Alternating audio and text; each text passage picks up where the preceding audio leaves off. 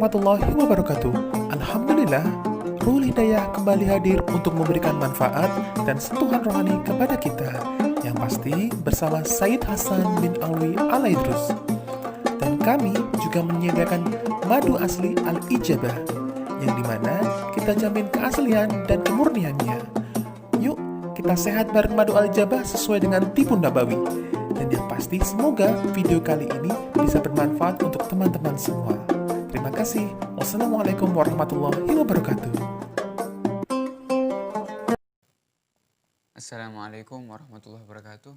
Alhamdulillahirabbil alamin wa bihi nasta'in ala umuri dunya waddin. Wa sallallahu wasallam ala sayyidina Muhammadin khatamin nabiyyin wa ala alihi wa sahbihi ajma'in. Amma ba'du, ikhwani rahimakumullah. Pada kesempatan kali ini kita akan mulai membahas daripada sirah istri Nabi Muhammad SAW. Dan kita akan memulai dengan istri pertamanya Nabi Muhammad, sekaligus istri yang paling dicintai oleh Nabi Muhammad SAW dan istri yang paling mulia daripada istri-istri Nabi Muhammad SAW. Beliau adalah Sayyidah Khadijatul Kubra. Nama beliau adalah Sayyidah Khadijah binti Khuwailid. Ayah beliau namanya Khuwailid bin Asad bin Abdul Uzza bin Qusay bin Kilab bin Murrah bin Ka'ab bin Lu'ay bin Ghalib. Adapun nama ibunda beliau namanya Fatimah binti Zaidah bin Asam bin Rawahah bin Hajar bin Abd bin Mais bin Amir bin Lu'ay bin Ghalib. Ya. Jadi kalau kita lihat dari nasab beliau, ya, dari ayahnya itu nasab beliau bertemu dengan Nabi Muhammad SAW, bertemu pada kakek Nabi Muhammad yang keenam, yang bernama Qusay bin Kilab. Jadi ayahnya, nasabnya Siti Khadijah dengan nasab Nabi Muhammad bertemu pada kakek Nabi Muhammad yang keenam, alias masih daripada keturunan suku Quraisy dari ayahnya. Adapun dari ibunya juga bertemu dengan kakeknya Nabi Muhammad SAW yang ke-10, yang bernama Lu'ay bin Ghalib. Jadi kita bisa katakan Sayyidah Khadijah adalah suku Quraisy, baik daripada ayahnya ataupun dari ibunya.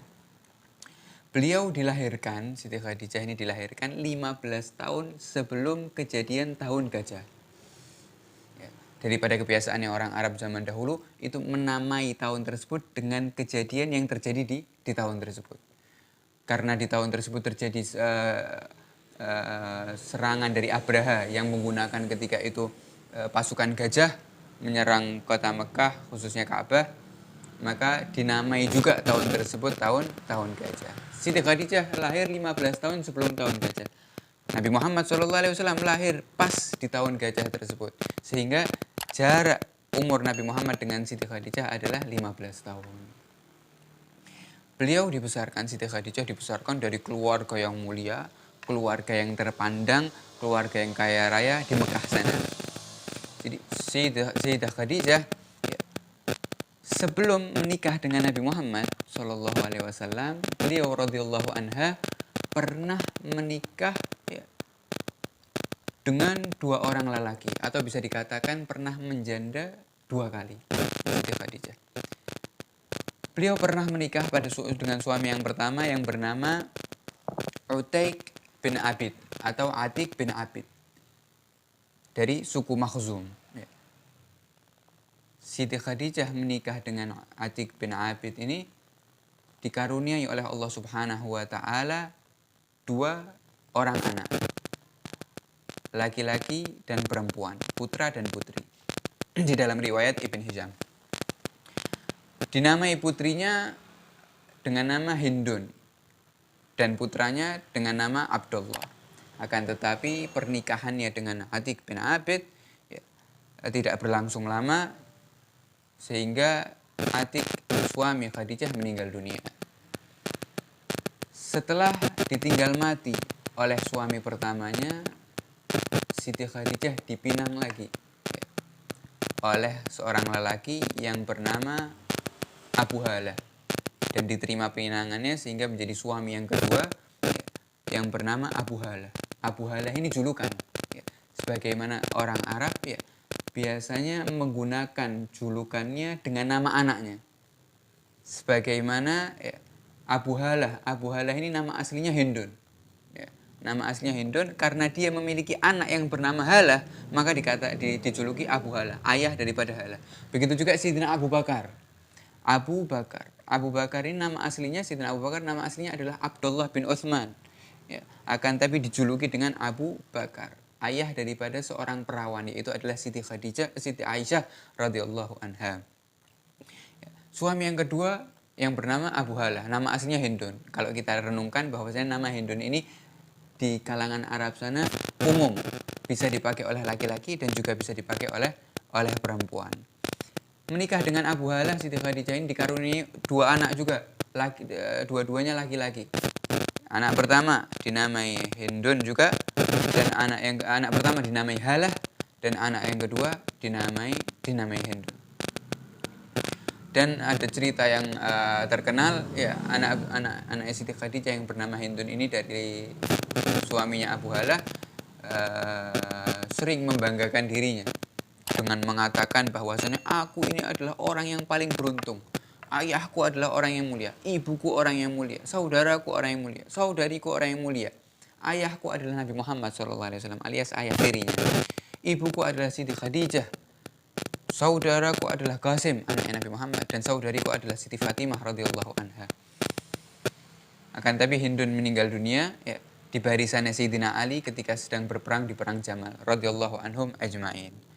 Kemudian tidak lama kemudian setelah pernikahannya dengan Abu Halah, Abu Halah pun meninggal dunia sehingga Siti Khadijah menjadi janda untuk yang kedua kalinya.